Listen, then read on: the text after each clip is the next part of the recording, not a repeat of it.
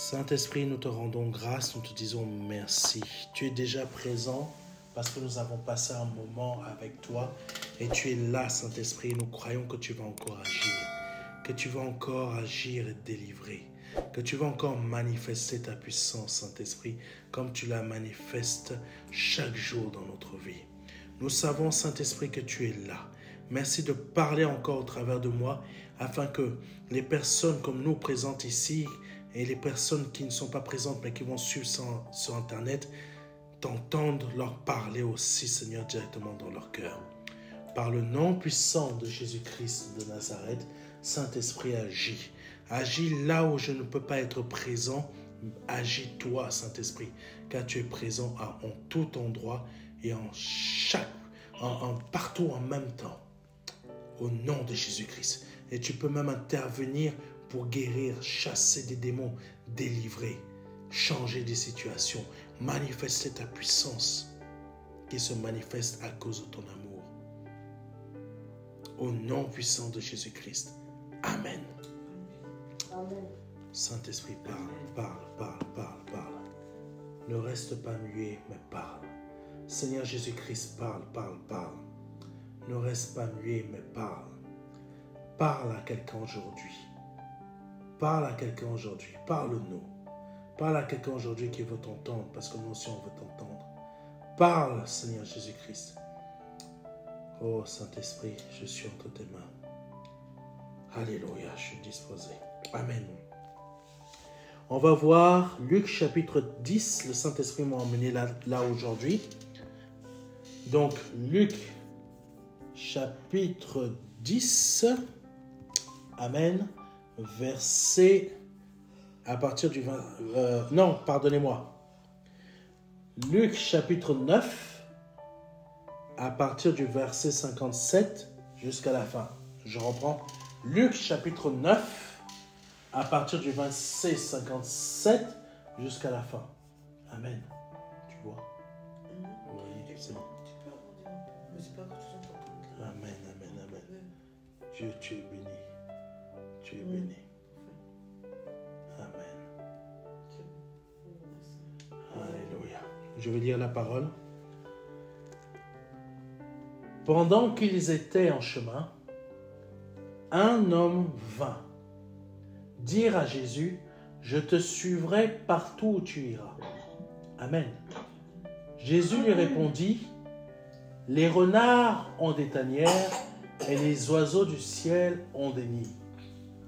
Mais le Fils de l'homme n'a pas d'endroit où reposer sa tête. » Jésus dit à un autre, « Suis-moi. » Mais cet homme lui dit, « Seigneur, permets que j'aille d'abord enterrer mon Père. » Jésus lui répondit, « Laisse à ceux qui sont morts le soin d'enterrer leurs morts.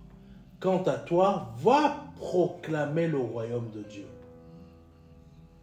Un autre encore lui dit, « Je te suivrai, Seigneur, mais permets-moi d'abord de faire mes adieux à ma famille. » Jésus lui répondit, « Celui qui regarde derrière lui, au moment où il se met à labourer avec sa charrue, n'est pas prêt pour le royaume de Dieu. » Amen.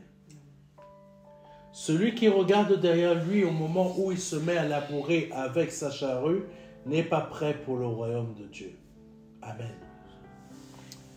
Le Saint-Esprit nous interpelle aujourd'hui sur beaucoup de choses. Nous avons beaucoup de préoccupations dans nos esprits, beaucoup de préoccupations dans nos pensées, mais nous n'avons pas de préoccupations pour les choses de Dieu. Amen. En fait, c'est dans les préoccupations que...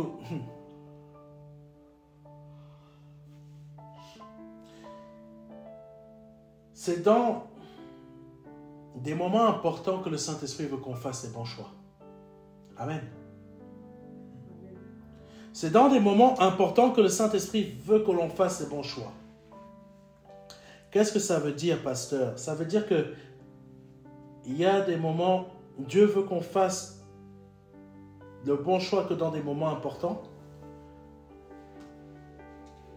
Tes choix à toi sont des moments importants. Amen.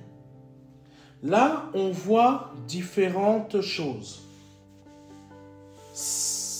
Verset 59 nous dit, « Mais cet homme lui dit, Seigneur, permets que j'aille d'abord enterrer mon père. » C'est un moment important pour cette personne.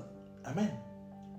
Dans une journée, dans la semaine, tu as des moments importants. Tous tes moments sont importants. Et c'est dans tous ces moments-là que le Seigneur te dit, laisse à ceux qui sont morts le soin d'enterrer leurs morts. Amen. Quant à toi, va proclamer le royaume de Dieu. Tes préoccupations personnelles ne sont pas les préoccupations du Seigneur. Amen. Les préoccupations du Seigneur, c'est que toi, tu t'occupes du royaume des cieux, que l'on s'occupe du royaume des cieux. Amen. Va t'occuper du royaume des cieux déjà dans ta propre terre. Amen. Avant d'aller t'occuper du royaume des cieux dans la terre des autres. Ta terre n'est pas encore prête. Ta terre n'est pas encore bonne. Il y a encore beaucoup de choses à travailler dedans. Mais toi, tu te préoccupes des choses qui ne sont pas si importantes que ça. Amen. Amen. Amen. Je dois aller faire mes cheveux. Ce n'est pas ça la priorité. La priorité, occupe-toi déjà du royaume de Dieu en toi. Amen. Car il y a beaucoup de parties dans ta terre où ce n'est pas encore propre. Amen. Là, l'une de ces parties, ce n'est pas n'importe qui a dit ça au Seigneur. C'est un de ses disciples. Cet homme lui dit, Seigneur, permets que j'aille d'abord enterrer mon père. Préoccupation personnelle. C'est pas mauvais, mais quand tu es avec Jésus, sache une chose importante, c'est que tes préoccupations, tu les relègues au second plan. Amen. Amen. Tes préoccupations, relègue-les au second plan. C'est Jésus en premier. Amen. Jésus en premier. Beaucoup de personnes ne peuvent pas comprendre ça. Il y a quelqu'un qui est venu me voir aujourd'hui. Deux collègues qui sont venus me voir aujourd'hui. Ces deux personnes sont venues. Il y en avait, ils me faisaient part de leurs différentes situations. Et je leur ai dit ce que le Saint-Esprit avait mis à mon cœur il y a depuis quelques jours. Je leur ai dit la chose suivante. Il faut que vous compreniez. Je vous dis une chose importante. J'espère que vous allez comprendre. Je leur ai dit comme ça. Ce n'est pas... l'argent ne donne pas le pouvoir. Amen. Et ici, dans le monde, on dit c'est celui qui a l'argent qui a le pouvoir. C'est faux. Il faut comprendre ça. Les chrétiens évangéliques, ici en France, se sont trompés. Ils pensent que c'est l'argent qui donne le pouvoir. Mais ce que je dis à ces personnes, que le Saint-Esprit m'avait mis à mon cœur, c'était la chose suivante. C'est pas le fait que tu as l'argent qui a le pouvoir, qui te donne le pouvoir et qui va te donner le pouvoir, c'est le fait que celui qui détient ton âme, c'est celui-là qui a le pouvoir sur toi. Amen. Amen. Amen. C'est celui qui détient ton âme qui a le pouvoir sur toi. Amen. C'est pas l'argent. C'est pas l'argent. C'est pas l'argent que tu peux croire que parce que en tant qu'enfant de Dieu, j'ai beaucoup d'argent, j'ai le pouvoir, je suis comme ça, j'ai ça, j'ai un compte en banque bien garni. Non, mon frère, ma soeur. Non, tu te trompes. Tu te trompes. Tu te trompes véritablement. C'est celui qui détient ton âme qui a le pouvoir. Amen. Qui a le pouvoir. Donc, ça ramène à l'état de ton âme. L'état de ton âme est dans quel état? Si c'est en bonne santé, celui qui aura le pouvoir sur toi, c'est Jésus. Parce que si ton état est en bonne santé, tu as quoi? C'est quoi les réactions? C'est quoi les conséquences? Pardonnez-moi. Les conséquences, c'est que tu seras en bonne santé. Amen. Même si nous savons que notre corps humain a des hauts et des bas, mais dans ces hauts et bas, le Saint-Esprit va toujours combattre pour qu'on reste, pour que même si on passe par des moments de bas, ton corps tient. Ton corps est en bonne santé. Mais pasteur, c'est pas logique ce que tu dis. Si, c'est très logique. C'est très logique. Amen. Élisée était aveugle, mais il prophétisait plus que toi et moi. Élisée était aveugle, mais Dieu faisait plus de miracles dans sa vie que dans toi et moi. Amen. L'état de l'âme. L'état de l'âme. Amen. Laisse à ceux qui sont morts le soin d'enterrer leurs morts. Ta préoccupation devrait être comment tu es à l'intérieur. Ne te préoccupe pas de comment tu vas enterrer tel membre de ta famille, mais préoccupe-toi du royaume de Dieu. Amen. Amen. Quand ma petite sœur d'eau est morte, le Seigneur m'a emmené à agir comme c'est marqué là. J'ai pas laissé l'église pendant des jours. J'ai pas laissé l'église pendant des semaines. Le jour de sa mort, j'ai prié en pleurant. J'ai fait j'ai prié en pleurant.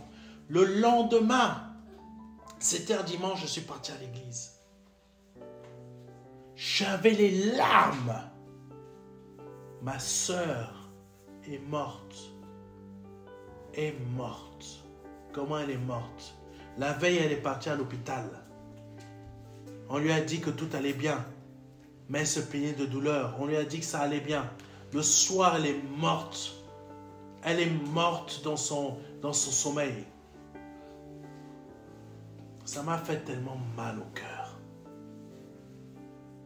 J'étais là en train d'imaginer ma sœur d'eau, que je touche son corps comme ça bouge plus. Raide. Le soir là, j'ai prié en pleurant, prié en pleurant, prié en pleurant, prié en pleurant. Le lendemain, je suis parti à l'église. État de ton âme. Suivant l'état de ton âme, tu sais qu'il y a le pouvoir sur toi. Amen. Tu veux être réellement riche. Sache donner, sache avoir le bon état. Amen. C'est pas ce qu'on peut te dire, donne la dîme, donne les offrandes. Non, aie le bon état. Amen. Je suis allé le lendemain à l'église. J'ai continué. Je n'ai pas lâché. Jusqu'à aujourd'hui, je n'ai pas lâché. Amen. Parce que c'est ça que le Seigneur nous dit. Mais cet homme lui dit, Seigneur, permets que j'aille d'abord enterrer mon père. Jésus lui répondit, laisse à ceux qui sont morts le soin d'enterrer leurs morts. Toi, tu as un état éveillé, reste éveillé. Amen. N'abandonne pas l'église parce que tout simplement, tu passes par des problèmes. Amen. Par des grandes peines. N'abandonne pas l'église. Ne laisse pas. C'est pas bon. Le Seigneur n'est pas d'accord avec nous quand on abandonne. Amen. Amen. Lazare était mort. Qu'est-ce que Jésus a fait? Il a continué à servir. C'est parce qu'il a continué à servir que la résurrection s'est produite. Amen. C'est parce que pardonnez-moi, tu ne te laisses pas abattre que la bénédiction frappe à ta porte. Amen. Quelqu'un me comprend? C'est parce que tu ne te laisses pas abattre que la bénédiction vient comme ça à ta porte et elle frappe. Amen. Elle frappe parce que le Seigneur a vu que tu n'es pas un mort qui va enterrer des morts, mais tu es un vivant et tu vas proclamer le royaume de Dieu. Amen. L'état de ton âme, n'oublie jamais ça. Ce n'est pas l'argent que tu peux posséder parce que tu es chrétien. J'ai de l'argent, j'ai le pouvoir. Non, c'est pas ça le pouvoir. L'état de ton âme démontre si tu as du pouvoir ou pas. Si ton âme est en bonne santé, ça veut dire que ton âme appartient à Jésus. Jésus a le pouvoir sur toi et ça veut dire que toi tu as du pouvoir. Amen. C'est pas ton argent qui démontre. Amen. C'est pas tes relations qui démontrent. C'est l'état de ton âme. Si ton âme est en mauvaise santé, c'est quelqu'un d'autre qui a le pouvoir sur toi. Et là, en ayant le pouvoir sur toi, tu n'as pas le pouvoir. Il te retire le pouvoir.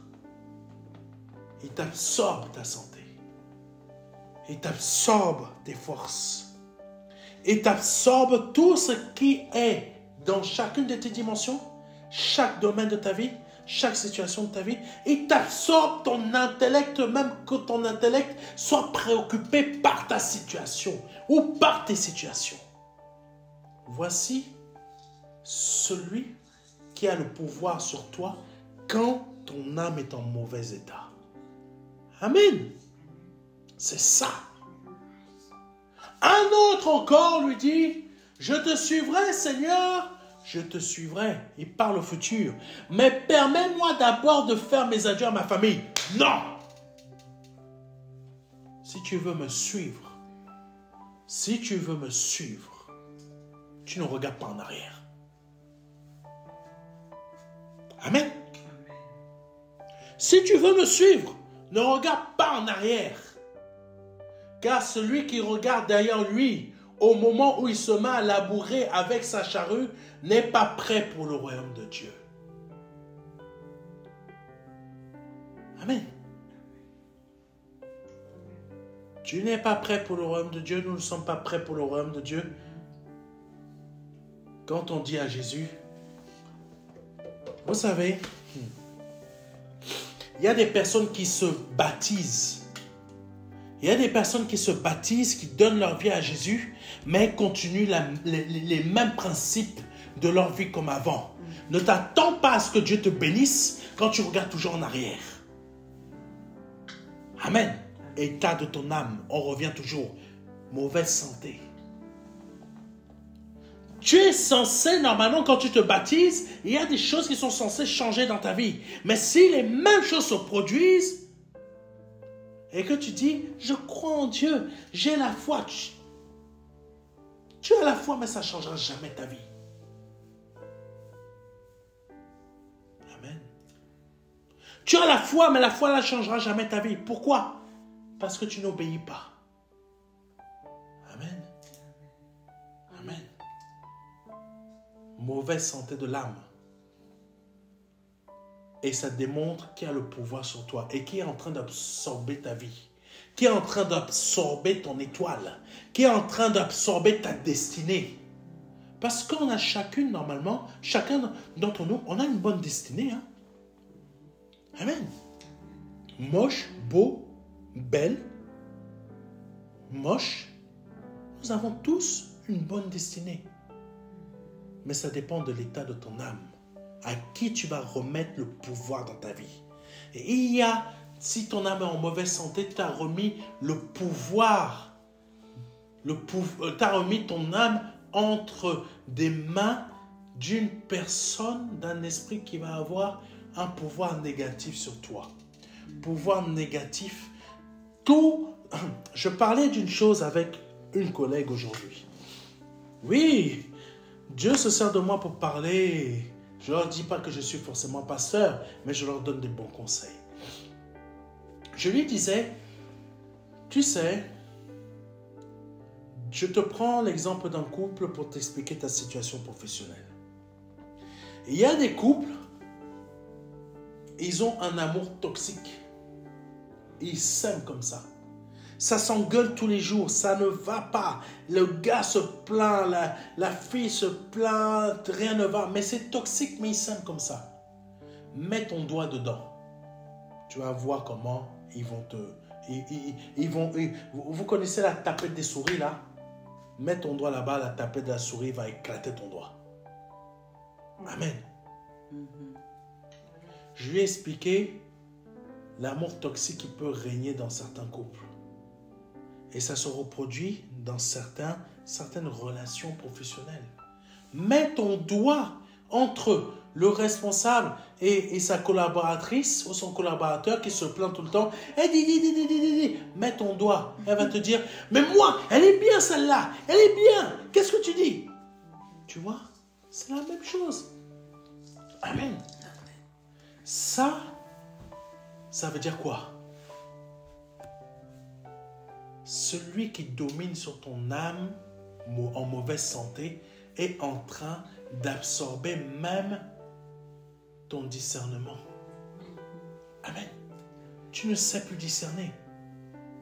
Ce qui est moche, tu dis que c'est beau.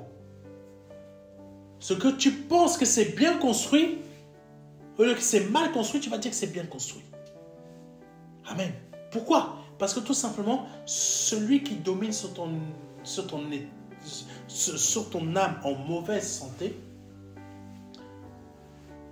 te fait voir et te confond même dans ton intellect. Amen. Tandis que Jésus, il te dit, celui qui regarde derrière lui au moment où il se met à labourer avec sa charrue n'est pas prêt pour le royaume de Dieu. Amen. Tu n'es pas prêt à devenir riche pour Jésus si tu regardes derrière. Quelqu'un m'entend? Tu n'es pas prêt à devenir riche. Seigneur, je veux la richesse. Seigneur, je veux une situation comme ça. Seigneur, change ma situation. Seigneur, je veux que ça soit comme ça. Mais ta situation ne peut pas changer, Jésus te le dit, tant que tu regardes derrière. Amen. Ne t'attends pas à ce que ta situation change si tu regardes sans cesse derrière toi. Tu veux que ton âme soit en bonne santé? Fais ce que Jésus demande. Amen. Fais ce que Jésus demande. Qu'est-ce qu'il dit? Il a dit plusieurs choses. Il a dit, Jésus lui répondit, première chose, pendant qu'ils étaient en chemin, un homme vint dire à Jésus, je te suivrai partout où tu iras. Amen.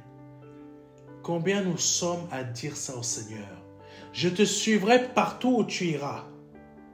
Jésus lui répondit, les renards ont des tanières et les oiseaux du ciel ont des nids. Mais le Fils de l'homme n'a pas d'endroit où se reposer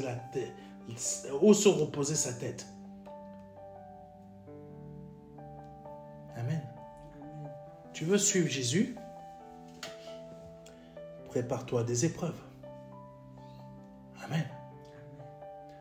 C'est là aussi état de l'âme en bonne santé. Tu veux suivre Jésus? Accepte tes épreuves. Amen. Tu veux suivre Jésus? Je n'ai pas d'endroit où dormir. Même les animaux de cette terre ont une maison. Moi, je n'en ai pas. Amen. Mais je fais ce qui est juste. Le royaume de Dieu est en moi. L'état de mon âme est en bonne santé. Toi, tu cherches à démontrer aux frères et sœurs que tu as de l'argent. Mais Jésus te dit, moi, je n'en ai pas. Mais je suis en bonne santé. Et je domine. Amen. Quand j'ai besoin d'un truc, je vais ouvrir la bouche d'un poisson. Amen. Toi, tu crois que tu es riche. Tu crois que tu as des choses. Va ouvrir la bouche d'un poisson. Et dis-moi ce que tu trouves. Amen. Jésus a ouvert la bouche d'un poisson. Plutôt, il est parti, il a envoyé un de ses disciples ouvrir la bouche d'un poisson. Il y avait de l'argent. Amen. Tant que nous ne comprenons pas ce que le Seigneur nous dit, la richesse là, après laquelle nous sommes en train de courir, on ne la trouvera pas. Amen. Et même si tu as de l'argent, ça sera comme si il y a un trou sous ton portefeuille. L'argent part. Tu ne comprends pas. Tu gagnes, mais l'argent part. Pourquoi? Parce que tu préfères dire au Seigneur, il y a quelqu'un qui est mort. Je reviens après. Amen. Quand j'étais jeune pasteur, j'étais pasteur assistant, je ne comprenais pas ce que me disait le pasteur Jean-Claude Ponsou. Il me disait, je n'aime pas les démissionneurs, les déserteurs. Je ne comprenais pas ça avant. Plusieurs années plus tard, j'ai compris que moi, j'étais un déserteur. Chacun d'entre nous, parfois, Jésus nous dit, si tu veux être comme moi, ne sois pas un déserteur. Amen. Seigneur, tel membre de ma famille est morte. Je sais. Mais ne sois pas un déserteur quand tu vas me suivre. Amen. Seigneur, je te suivrai. Mais permets-moi d'abord de faire mes adieux à ma famille. Je sais. Mais ne sois pas un déserteur. Parce que celui qui regarde en arrière n'avancera pas. Amen. Le Seigneur veut qu'on comprenne quelque chose de très important aujourd'hui. Tu veux avancer dans ta vie, tu veux être riche, tu veux prospérer. Choisis bien ton maître. Amen. Choisis bien ton maître. Parce que l'état de ton âme, dépend ta prospérité, ta santé, ton évolution, ton mariage, comment les choses vont aller dans ta vie, comment ta vie spirituelle va se dérouler, comment ta destinée va se produire, etc. Amen. Si tu n'obéis pas à ce que Jésus dit aujourd'hui, ne t'étonne pas que ta destinée change. Ne t'étonne pas que ta destinée ne soit pas comme le Seigneur l'a déclaré. Amen. Que Dieu soit béni, que Dieu soit glorifié. C'est le message que le Seigneur a mis à mon cœur aujourd'hui de vous partager, de nous partager. Si c'est la première fois que vous suivez un de mes messages et que vous souhaitez donner votre vie au Seigneur Jésus-Christ, je vous invite à répéter après moi. Seigneur, je te demande pardon pour mes péchés. Je te demande pardon pour mes offenses. Je te demande pardon pour ce que j'ai pu faire dans ma vie. Ce que j'ai pu faire et produire dans ma vie qui n'a pas été dans ton sens. Pardonne-moi d'avoir été une personne qui s'est laissée dominer par le péché, qui s'est laissée vaincre par le péché, qui a emmené le péché à avoir une âme en mauvaise santé. Je m'en repens. Je reconnais que tu es Dieu, que Jésus-Christ est Dieu, qu'il est ton Fils, que tu lui as formé un corps, qu'il est mort à la croix pour moi, qu'il a versé son sang précieux à la croix pour moi, afin que ce sang innocent et précieux me libère de cet esprit néfaste qui a dominé sur moi et du péché. Par le nom puissant de Jésus-Christ de Nazareth. Amen. Amen.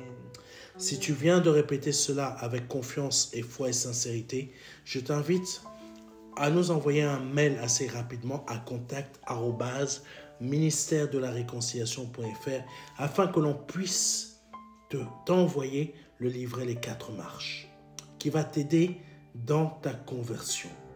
Au nom puissant de Jésus-Christ, peu importe ton pays, on peut te l'envoyer en format physique ou en format numérique. Que Dieu soit béni et que Dieu soit glorifié. À vendredi prochain. Amen. C'était le pasteur Serge. Amen. Amen.